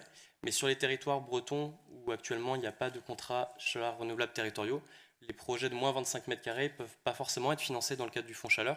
Et du coup, ça crée une hétérogénéité et on a beaucoup d'installations qui sont entre 10 et 25 mètres carrés. Donc finalement, un abaissement du seuil d'éligibilité permettrait d'accompagner, de financer plus facilement un nombre d'installations et plus particulièrement ces installations qui sont comprises entre 15 et 25 mètres carrés. Merci. Juste petite interlude. Il y a un vélo Brandon pliable qui est accroché en bas. Voilà, ok, c'est pour vous. Il faut juste le détacher et le remettre ailleurs. Ça roule, si je vous en prie. On continue, pardon. Non, pas de souci. Vous pouvez m'excuser pour cette interlude. Non, mais c'est très bien. Du coup, ça permet d'enchaîner sur la suite. Donc, le solaire thermique est particulièrement adapté pour une approche sectorielle. Voilà, on retrouve des typologies d'établissements qui sont adaptés, les établissements de santé, on a parlé de l'élevage, le tourisme durable, voilà, les gîtes, le logement collectif. On a en Bretagne travaillé avec l'Union bretonne de l'hôtellerie de plein air sur une consultation et donc de regrouper des campings qui souhaitaient s'équiper en solaire thermique. Donc on voit la carte ici des 26 campings qui ont été identifiés. Et donc ça a permis, courant 2023, de solliciter des entreprises et donc d'avoir des propositions qui permettent actuellement, et donc on est en plein dans ces projets-là, mais d'équiper les campings et donc de solliciter des entreprises qui vont répondre à ces besoins. Donc ça permet de regrouper le fait de consulter en fait, différents maîtres d'ouvrage, mais dans un ensemble, avec une approche sectorielle, d'avoir des coûts d'installation qui sont maîtrisés. On a vu, il y a un enjeu aujourd'hui à rapporter de la compétitivité au niveau du solaire thermique, de travailler sur l'exploitation aussi, intégrée par la proposition systématique de contrats de maintenance, et aussi de travailler sur les interactions et sur la facilitation de l'instruction des dossiers de financement au niveau ADEME. On l'a vu, un des enjeux, c'est justement ce suivi des dossiers qui peut durer 2-3 ans, donc d'essayer de travailler sur automatiser des choses, mettre en place des process qui permettent d'accélérer et faciliter cette instruction. 10 mois après la consultation, aujourd'hui, on a 14 installations qui sont programmées, on va dire, sur 2024, dont 3 qui sont en service. On a aussi des projets qui sont émergents, c'est-à-dire que cette consultation a permis de faire apparaître d'autres projets, mais on a aussi des projets où finalement, voilà, avec l'évolution en partie des coûts de l'énergie et puis aussi le dynamisme qu'on peut avoir sur les campings, des projets qui ont été abandonnés par rapport à la consultation initiale. Donc ça permet d'avoir un exemple de type d'action qu'on peut avoir sur le territoire. D'accord. Bon exemple aussi pour les régions, Occitanie, PACA, pour tous les campings. Et Dieu sait s'il y a des campings dans ces régions-là. Merci beaucoup Loïc. Merci. Pour votre présentation. Merci. Olivier Bonifay, directeur territorial GRDF des Bouches-du-Rhône. Déjà, je vous pose une question. Qu'est-ce que vous avez pensé des propositions d'Enerplan, du coup? Vous ressentez ça aussi, un peu, ce besoin de communication, de promotion, de formation voilà. Oui, tout à fait. Alors, bonjour à tous d'abord. Oui. Alors effectivement, nous, de toute façon, GRDF, on soutient pleinement la filière solaire thermique. Notamment l'initiative Sokol qu'on a évoqué tout à l'heure. Alors nous sommes gestionnaires de réseaux de gaz, donc nous n'avons pas vocation à installer ou à réaliser des installations. En revanche, on va contribuer effectivement au soutien de la filière, notamment par une contribution à l'élaboration des guides de référence sur les grandes étapes de mise en œuvre des projets de solaire thermique, sur les bonnes pratiques en matière de solar au gaz, de système solar au gaz. Je vais y revenir. Oui, sur la complémentarité. Oui. Exactement, sur les complémentarités que nous, on essaie de promouvoir. La production de schémas tech de référence, ou alors la communication aussi vers la filière. Et ça, c'est important, effectivement. Alors, effectivement, la complémentarité des solaires gaz, pour nous, est importante parce qu'elle apporte un confort en toute saison. C'est soit par un ensoleillement, donc en production d'eau chaude sanitaire par le soleil, mais aussi si un peu moins d'ensoleillement, le gaz peut prendre le relais. Des économies substantielles justement sur les appoints gaz, donc on va diminuer effectivement les consommations de gaz puisque le solaire sera présent, et c'est encore plus vrai dans nos régions, on le sait, bien que depuis quelque temps il fait peu de pluie chez nous, un peu plus que d'habitude. Voilà. Et puis, on parle d'eau chaude sanitaire, effectivement, de CS, mais aussi, ce sont des systèmes qui peuvent répondre à des demandes de chauffage. Voilà. Et c'est important parce que, par le chauffage, on arrive à encore plus décarboner et faire encore plus d'économies. Alors, je vais prendre 2 exemples, si vous me permettez. 2 exemples de réalisation dans la région. Puisqu'à Port-Saint-Louis-du-Rhône, donc, on a 555 logements sociaux qui ont été rénovés récemment, avec de l'isolation thermique, avec la pose de 340 mètres carrés de solaire thermique et des chaudières à condensation de très haute performance. Et ça a permis 40% d'économie de consommation de gaz et d'éviter 580 tonnes de CO2. Voilà. Et c'est encore plus vrai si on utilise du gaz vert. Mais ça, je vais y revenir après. Oui, sur cette offre 100% renouvelable, en fait, qui exactement, serait absolument magnifique. Je vais y revenir parce qu'on parlait des 10 TWh de solaire. Je vais parler aussi du gaz renouvelable en suivant. Et puis, on a une opération à côté d'Aix, donc à la Petite Durane, qui combine effectivement le gaz vert et le solaire thermique par une chaudière individuelle en logement et des panneaux de solaire thermique en toiture, qui a permis 50% de consommation en moins sur le CS et de manière générale 25% de consommation en moins sur le gaz, et qui permet aussi, et ça c'est important, j'y reviendrai aussi juste après, de répondre aux exigences de la RE 2020 seuil 2025 dans le collectif. Donc c'est pas neutre parce que justement on a quelques freins au niveau de la réglementation. Voilà. Qu'est-ce qui fait que telle ou telle opération va être couplée avec du solaire thermique ou pas, en fait? Qu'est-ce qui décide en fait tout ça? Mais ça, c'est l'opération qui va se monter comme ça, hein, par le promoteur. Donc, et nous, on va accompagner, justement, et c'est là où GRDF peut être présent. C'est-à-dire qu'on a des experts qui peuvent accompagner les maîtres d'ouvrage et les bureaux d'études sur justement quelle est la meilleure solution à adopter. Et si effectivement il y a un intérêt à faire du couplage. Voilà, c'est un peu ma question en fait. Vous pouvez être prescripteur, vous. On peut être prescripteur. Nous, on ne va pas réaliser, mais c'est comme pour le gaz vert d'ailleurs, hein, mais on va accompagner effectivement avec nos experts pour justement donner à avoir les meilleures études justement sur ces systèmes-là pour voir quelle est la meilleure solution. Alors effectivement, on a des petits freins, notamment au niveau de la réglementation, puisque le solaire gaz n'est pas reconnu dans la réglementation de 2020. Et le système solaire collectif, combiné, pardon, eau chaude sanitaire chauffage, n'est pas reconnu dans la DPE, dans le résidentiel collectif. Voilà, donc je pense qu'il faudrait que collectivement, on essaie de pousser à ce que cette réglementation puisse évoluer. Voilà, d'autant, et on en parlait juste avant, qu'on va vers du 100% ENR progressivement. Alors on parlait de passage de 1 à 10 TWh dans le solaire, et j'espère que ça se réalisera. Nous, on a des perspectives aussi qui sont intéressantes et qui sont inscrites dans la PPE version 2030, puisqu'on doit passer de 12 TWh aujourd'hui de gaz renouvelable à 60 TWh à 2030. Et on espère 100% en 2050, ce qui fait qu'on va arriver progressivement à avoir une énergie 100% renouvelable qui va transiter dans les réseaux de gaz. Vous avez dit 100% en 2050. 100% en 2050. Ouais, ça va vite. Mais ça va vite. En 2014, on avait une unité de méthanisation en France. Voilà. On en est quasiment à 700 aujourd'hui, en 10 ans. Et il y en a une ou deux par semaine qui voient le jour. Donc on a une dynamique qui est très importante et qui nous permettra vraisemblablement d'atteindre ces objectifs. Et le solaire, clairement, le solaire thermique est un allié pour vous? C'est un allié, clairement. C'est un allié, clairement, puisqu'on arrive à avoir le meilleur des deux énergies, finalement, au meilleur moment, d'autant qu'effectivement, le gaz va être progressivement renouvelable. Et est-ce que tout ça, c'est vrai dans toute la France? Ça, vous êtes le régional de TAP à Marseille. Marseille. C'est vrai dans toute la France. Alors, c'est très vrai aussi, chez nous, évidemment. effectivement, parce qu'on a 300 jours d'ensoleillement par an, voire un peu plus.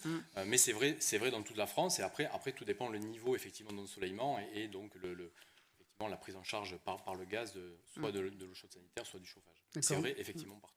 Donc pour vous, l'idée d'un plan national solaire thermique... On s'intègre totalement dedans. Vous êtes dedans. Parfait, très bien. Merci beaucoup, Olivier Bonifay. On peut vous applaudir. Merci.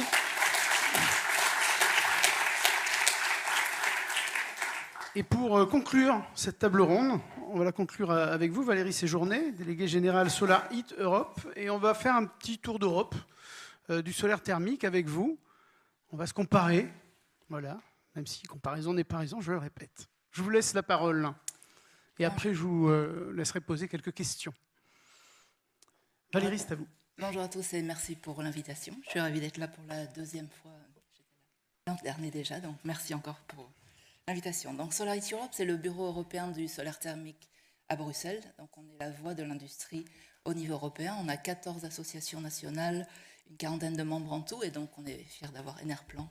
Relevez le micro peut-être, voilà, parfait. Donc voilà, on représente toute la chaîne de valeur du solaire thermique au niveau européen, et donc pour influencer et représenter ce secteur-là auprès de la Commission européenne, du Parlement, du Conseil, etc. Alors, où se situe le marché européen? Donc là, vous avez à gauche de l'écran le volume, les 5 pays en Europe qui ont le plus grand volume de solaire thermique installé. Donc on a l'Allemagne, la Grèce, l'Italie, l'Espagne, l'Autriche. J'aurais pu continuer le graphique et on a eu la Pologne et en 7e position la France.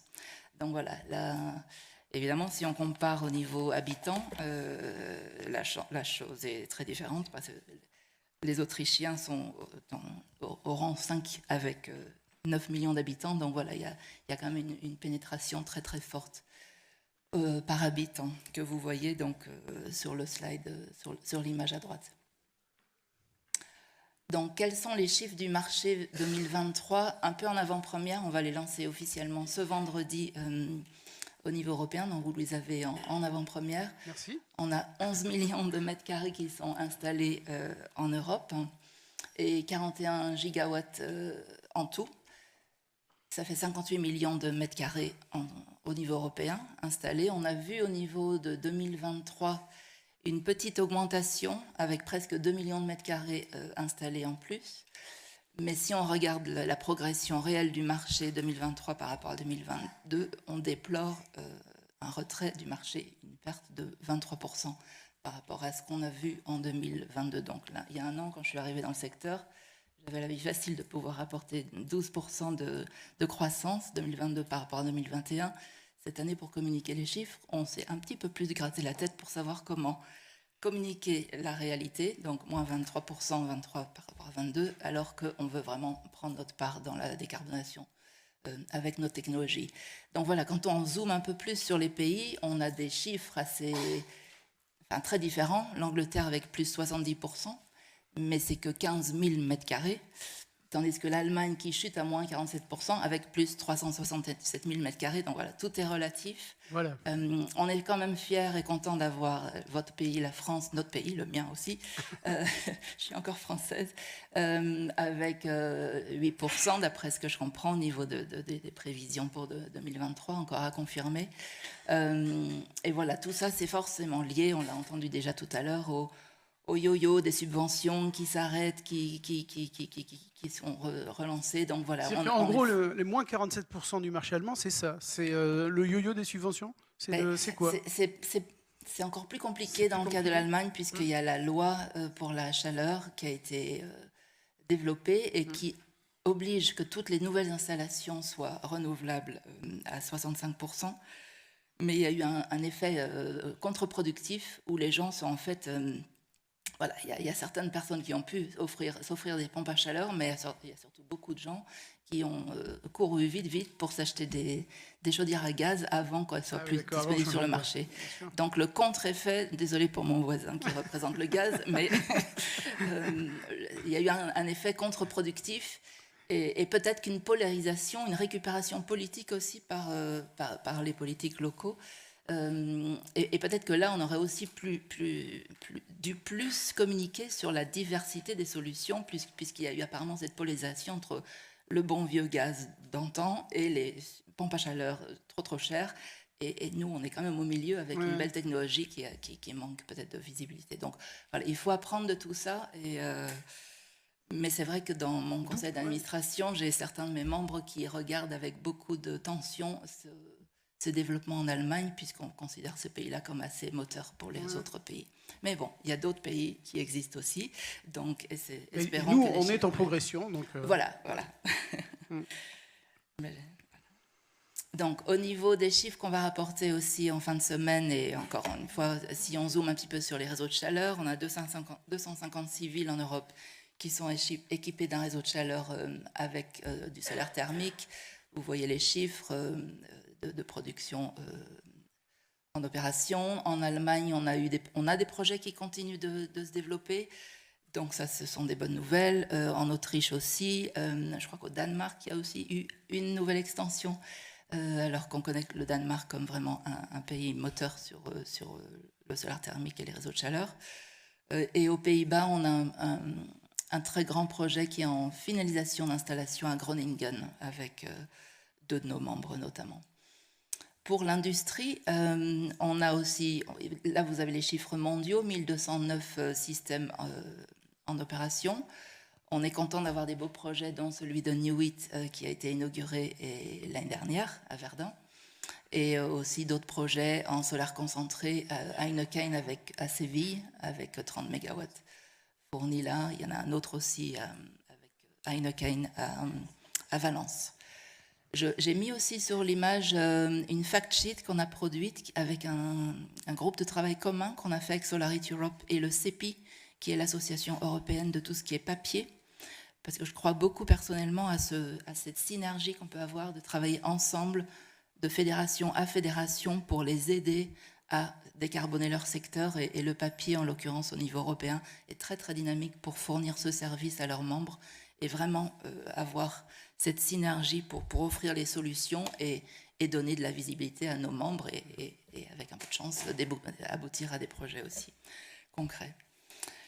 Voilà, donc ce qui n'a pas aidé au niveau 2023, c'est la baisse des prix du gaz. On communique sur ça.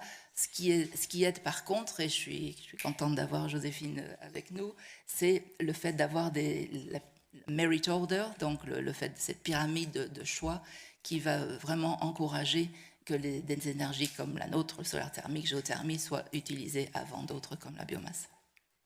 Une forme de hiérarchisation intelligente des usages. Oui. Donc très rapidement, on a quand même un paquet législatif avec Fit for 55 qui est favorable pour tout ce qui est adoption des renouvelables en général et du solaire thermique en particulier. Je ne vais pas rentrer dans le détail, mais avec la directive sur l'efficacité énergétique, les villes de plus de 45 000 habitants notamment doivent fournir des plans sur la chaleur et le froid. Donc elles vont devoir faire leur travail et vraiment regarder ça de plus près et proposer des solutions concrètes. On a aussi tout ce qui est réseau de chaleur efficace. J'aurai un slide sur ça, la directive des énergies renouvelables. Et là aussi, et sur la directive énergie et performance des bâtiments, on a le Solar Mandate.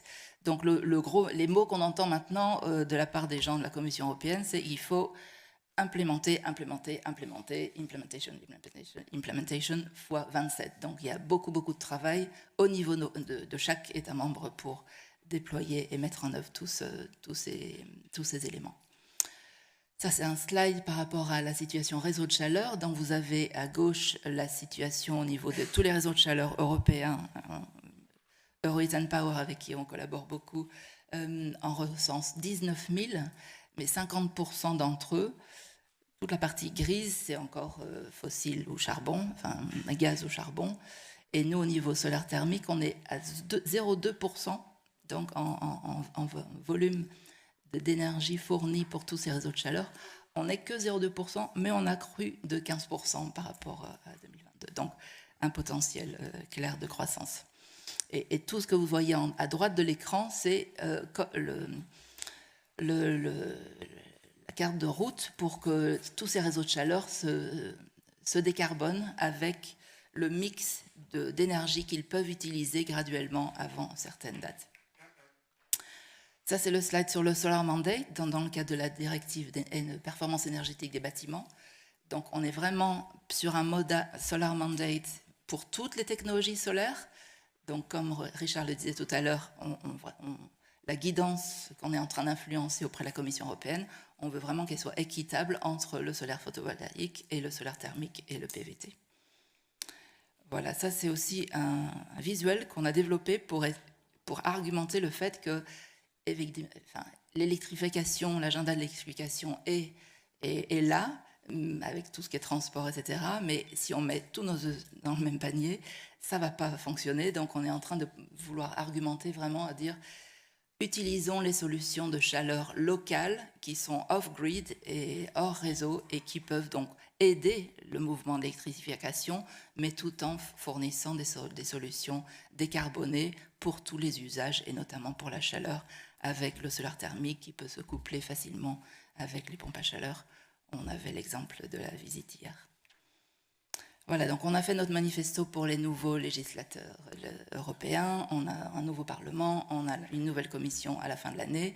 Nos prévisions sont plus modestes au niveau européen, elles ont été définies avant mon arrivée en 2022 de tripler notre capacité installée d'ici 2030. Peut-être qu'avec Hugues dans notre board, on va aller plus en avant, mais bon, pour l'instant, on avance... Déjà, si on pouvait communiquer des chiffres un petit peu supérieurs d'année en année, voilà, mais l'ambition est clairement là. Donc, ravi de collaborer avec vous et tous les collègues dans les États membres pour déployer tout ça et faire aussi beaucoup de synergie, puisqu'on a tous besoin de visibilité, de connaissances. Donc, partageons aussi les outils, les bonnes pratiques qu'on a les uns les autres pour déployer tout ça efficacement. Merci. Ben, super, merci pour le message en tout cas, Valérie Séjourné.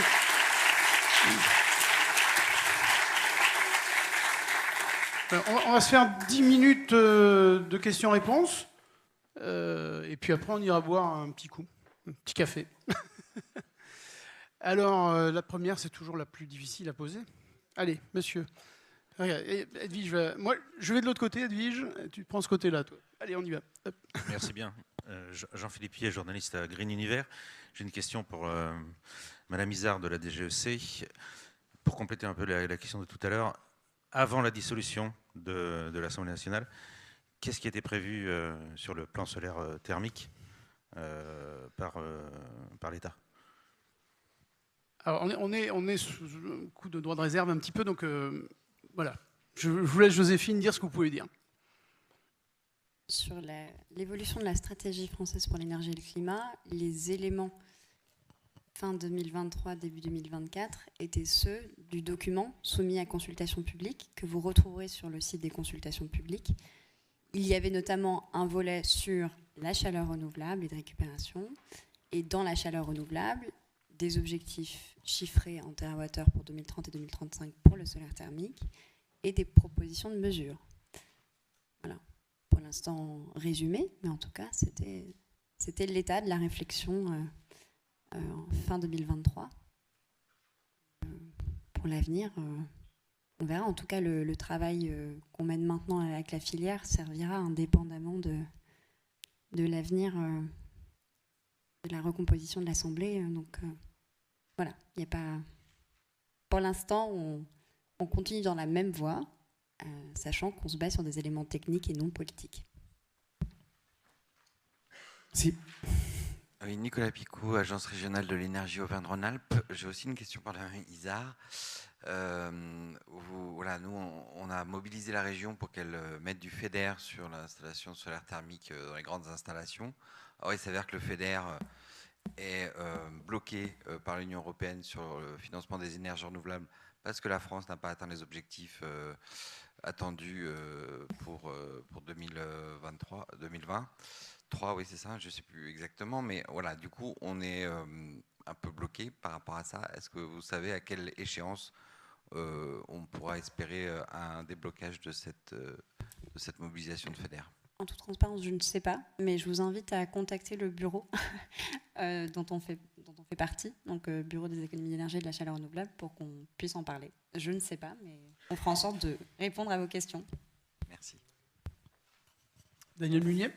Oui, bonjour, Daniel Munier, Bureau d'études planaires. C'est parfait avant la pause. C'est une question un petit peu à tous, et même, je pense qu'il va être un sujet à débattre tous ensemble. On parle de déploiement. On est face quand même à un contexte où la chaleur renouvelable et les renouvelables en général sont quand même soumis à plein de propositions, de technologies. Notre filière a fait ce qu'elle a pu jusqu'à présent. On voit qu'on n'a pas forcément de... On devrait renverser la table, hein. On a des objectifs, on a une pérennisation du fonds chaleur. Est-ce qu'on pourrait essayer, dans les mois qui viennent, alors faisant fi, on verra bien ce qui va se passer dans quelques semaines, de réfléchir à une nouvelle valorisation de la chaleur solaire, et ça a été abordé plusieurs fois par certains d'entre vous, par une valorisation, comme on l'a vu dans d'autres secteurs comme le photovoltaïque, de rémunération sur la longue durée de la chaleur solaire. C'est-à-dire soit par un complément de rémunération, soit par une obligation d'achat complémentaire qui permettent, alors peut-être pas sur une durée aussi longue, alors on fait partie certains d'avoir un petit peu vu tout ce qui s'est passé dans notre secteur depuis 20 ans. Pendant longtemps on nous disait il n'y a pas de pérennisation des financements, donc c'est pas possible, il faut faire de l'aide directe. Maintenant on a des objectifs à long terme, on a visiblement une pérennisation du financement de l'accompagnement de cette technologie. Est-ce qu'on peut réfléchir à ça? Voilà, je fais cette proposition sur laquelle on en a déjà parlé il y a quelques années. Un complément de rémunération pourrait être tout à fait intéressant. Ça avait été évoqué sur des très grandes installations, mais est-ce qu'on ne pourrait pas se dire maintenant, 2024, de réfléchir à des applications collectives dans ce cadre-là? Qui veut répondre? Richard Loyen? Ce n'est pas la piste qu'on a retenue, in fine, dans nos réflexions collectives sur le diagnostic et propositions de la filière. On a préféré un tien vaut mieux que tu l'auras, entre guillemets. On a le fonds chaleur aujourd'hui. Comment est-ce qu'on peut améliorer son accès de façon plus forfaitaire, plus simplifiée, que de construire un autre dispositif assez complexe qui tiendrait compte du prix du marché du gaz et du prix du CO2.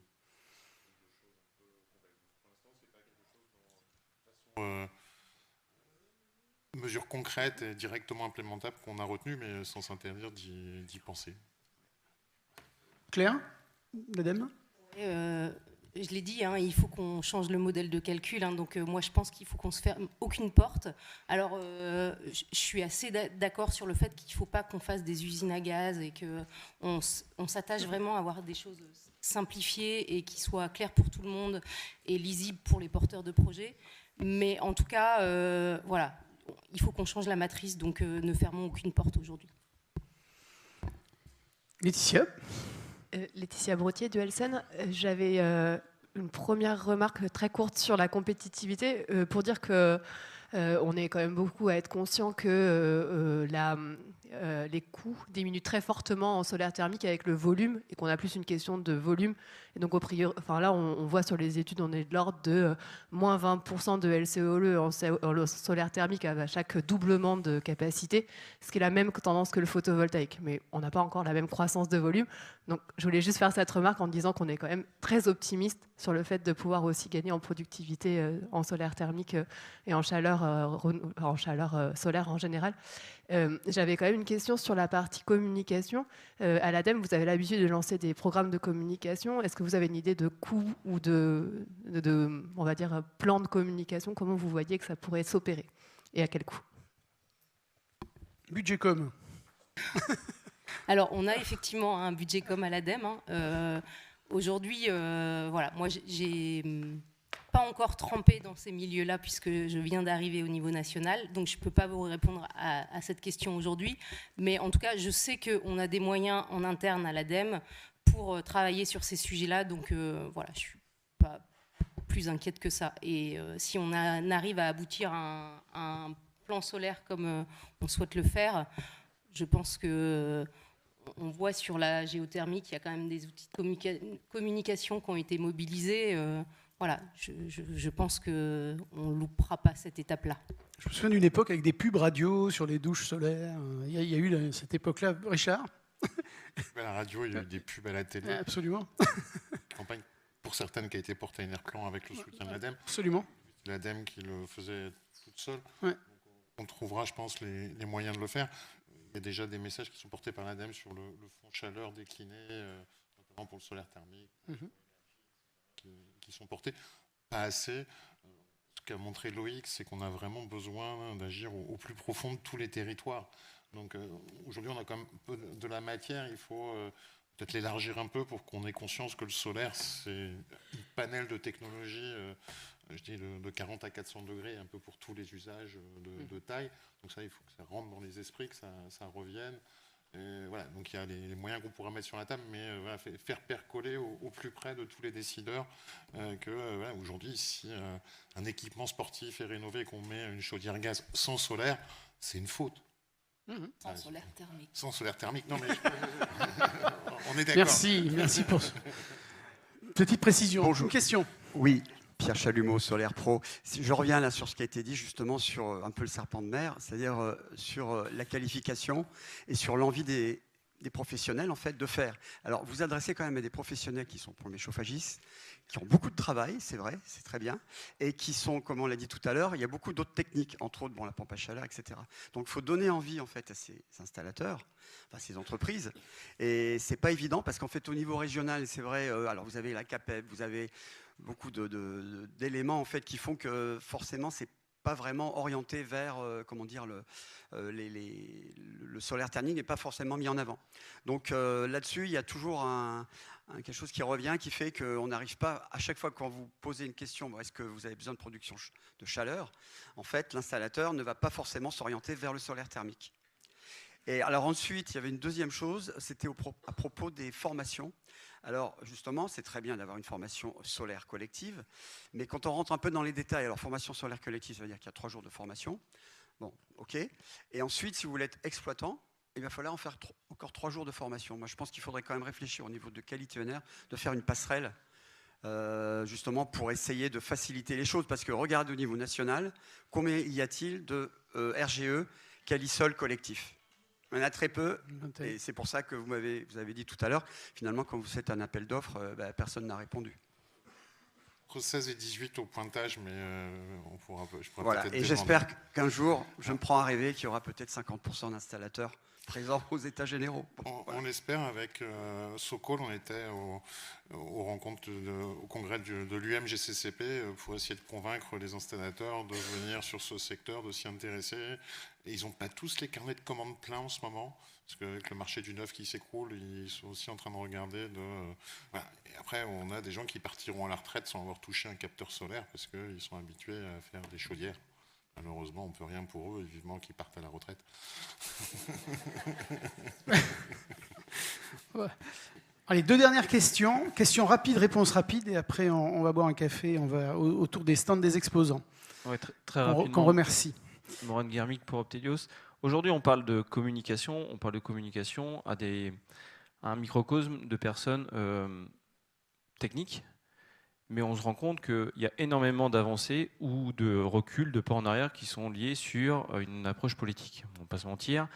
On a besoin de démontrer aux politiques, quelle que soit l'échelle, que, le solaire, c'est pas que du photovoltaïque, qu'il y a du solaire thermique, mais j'ai envie d'aller un peu plus loin. C'est dans la suite des discussions qu'on a pu avoir hier lors des visites, c'est que, à mon sens, mais je ne sais pas si l'avis est partagé, l'acculturation à la question de l'énergie, ce n'est pas quelque chose qu'on a en France.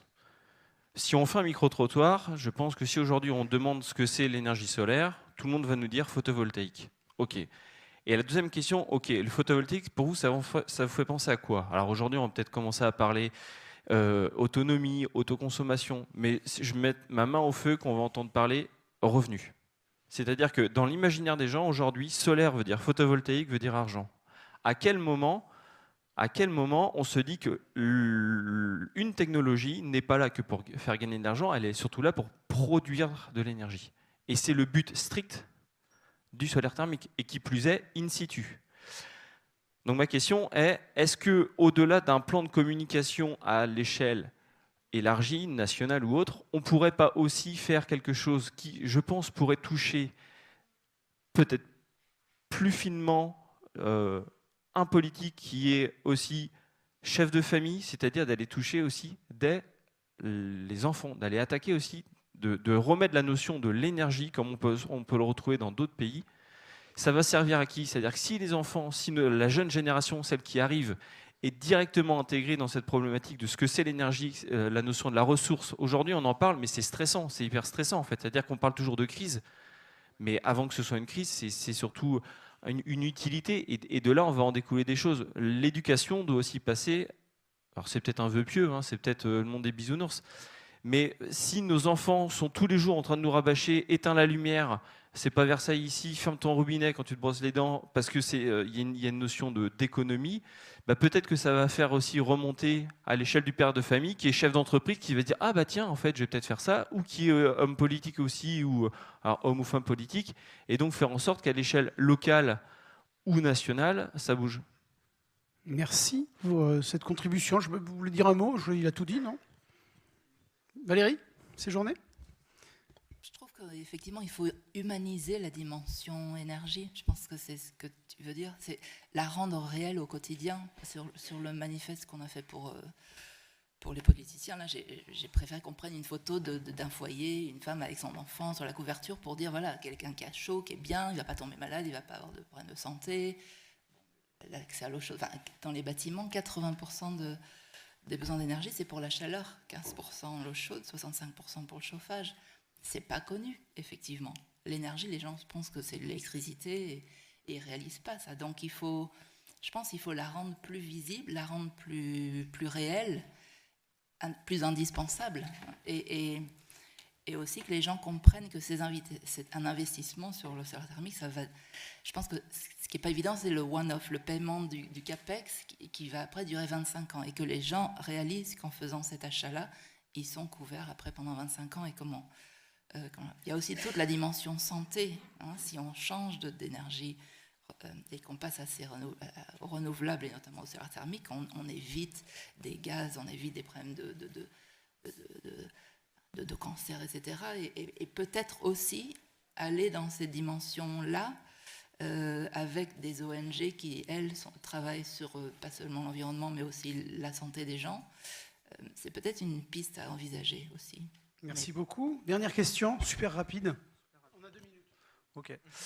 C'est question pour Loïc d'Atlansen, donc désolé, Morgane Cronier, Savo Solar.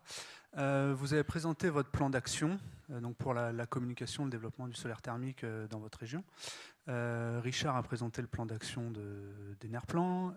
Valérie a parlé de Solar Thermally Smart de SolarIT Europe. J'avais une question, est-ce que votre plan d'action au niveau régional, il vient de l'ADEME ou d'Enerplan? Bon, j'ai déjà un peu la réponse parce qu'on en a parlé hier soir, mais je voulais surtout faire réagir un peu tout le monde parce que bon, voilà, vous avez votre plan d'action. Juste à côté de moi, il y a Région Hauts-de-France, il y a Nicolas Picou, Auvergne-Rhône-Alpes. Est-ce qu'on peut pas, voilà, est-ce qu'il y a quelque chose qui est coordonné de ce point de vue-là? Parce que il y a déjà peu de connaissances sur le solaire thermique, mais si le message, même s'il faut une application régionale, si le message n'est pas le même partout, ça ne va pas nous aider. Alors, merci pour votre question.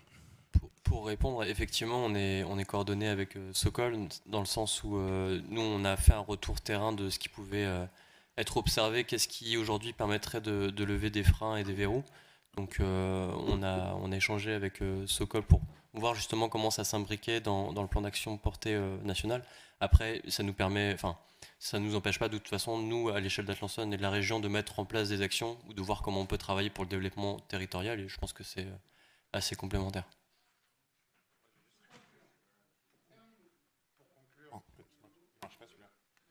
Dire qu'Atlanson est vraiment exemplaire, et j'espère qu'on aura des Atlanson qui font la même chose pour le solaire thermique dans toutes les autres régions. Ça nous est précieux. Qu'on s'est nourri de ce que nous a remonté comme feuille de route d'Atlanson pour l'intégrer dans nos propositions. Donc on se nourrit du terrain, parce que c'est là où se passe la vie, pour pouvoir l'intégrer. Et après, le deuxième retour, c'est comment est-ce qu'on va travailler en groupe avec les autres organisations régionales, celles qui existent déjà et celles qui vont se trouver une mission de dire le solaire thermique, ça m'intéresse, pour développer tous les solaires, de l'individuel, du moyen solaire et du grand solaire. Les problématiques sont différentes, etc. Peut-être que tout le monde ne se sentira pas de porter tout, mais voilà, c'est l'idée des États généraux ici, c'est qu'on puisse se retrouver avec les acteurs des différentes régions et infra, parce qu'il faudra descendre également à l'échelle des métropoles et des Comcom sur c'est quoi votre besoin, c'est quoi vos usages et quel est le bon solaire thermique qui est approprié pour cela. Merci à tous, on peut vous applaudir.